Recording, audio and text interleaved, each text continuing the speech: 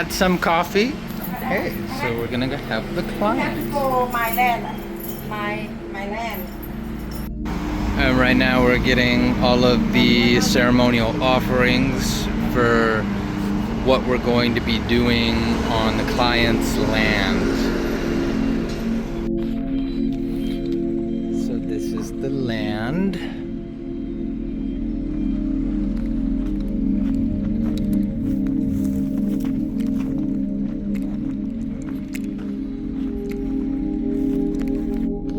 We've been hired for a couple of reasons. One is to appease the land spirits as the construction takes place. The second is to help protect the client's investment.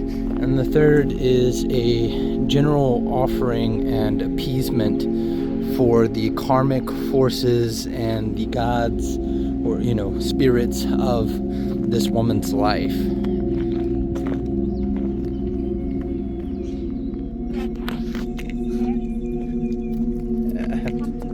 Have to be careful of the snakes. But they don't. They like it to me. I say, calm down. I know you want to talk with me. I'm calm. Okay? I said, let it go. I don't want to fight with my sister. Forget the land back. Probably so many things. Ah.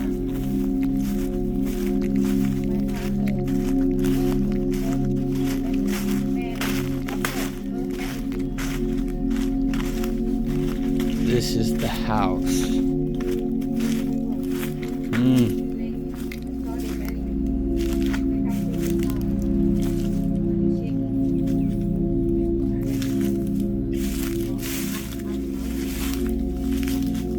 Check under first. When someone comes to me with a request like this, why we're here today, karma balancing, house clearing, business protection, and land blessing, I don't see it as 4 different jobs. I see it as one story, their life story. And some things are out of alignment. Karma, by its very nature, is not punishment. It's best to look at these things as cause and effect.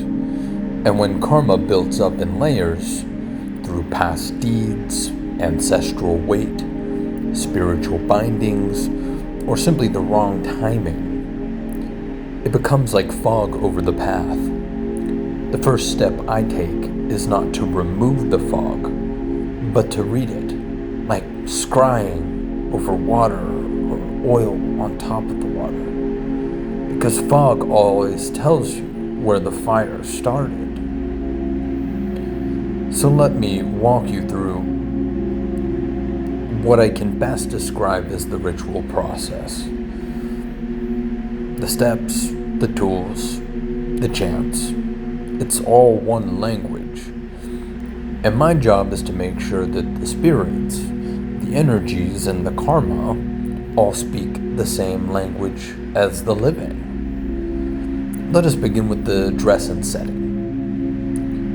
You only need to wear the top portion of the body in white.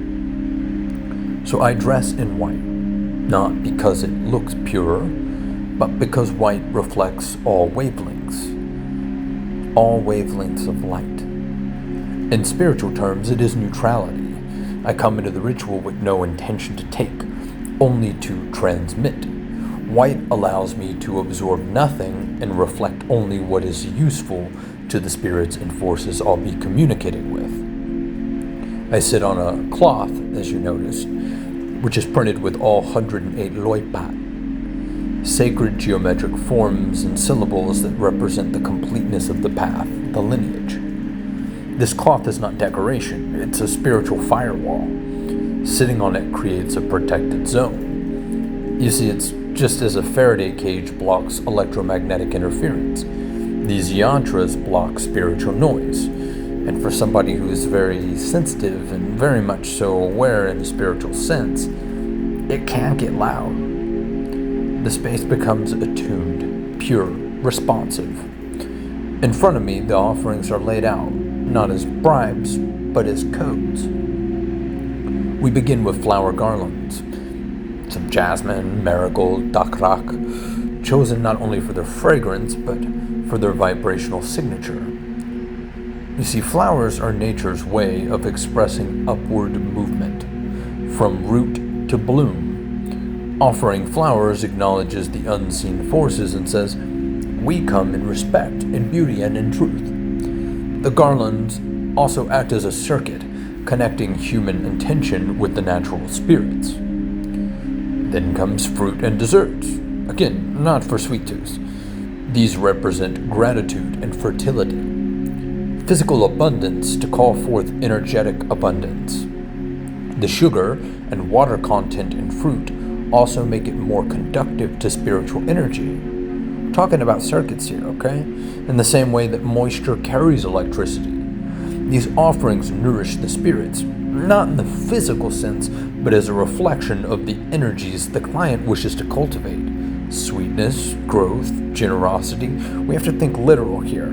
We're taking an animistic route, but even animism is based in science. And then there's the red Fanta, of course. We mentioned this earlier, okay? This always raises eyebrows among Westerners. Why red Fanta? Why not water? Why not wine? But here's the truth. Spirits in Southeast Asia, especially land and house spirits, respond to energy imprint, not ingredients. Red Fanta mimics the color of blood, not as sacrifice, but as life essence.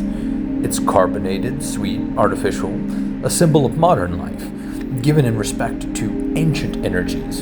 It says we live in a modern world, but we do not forget.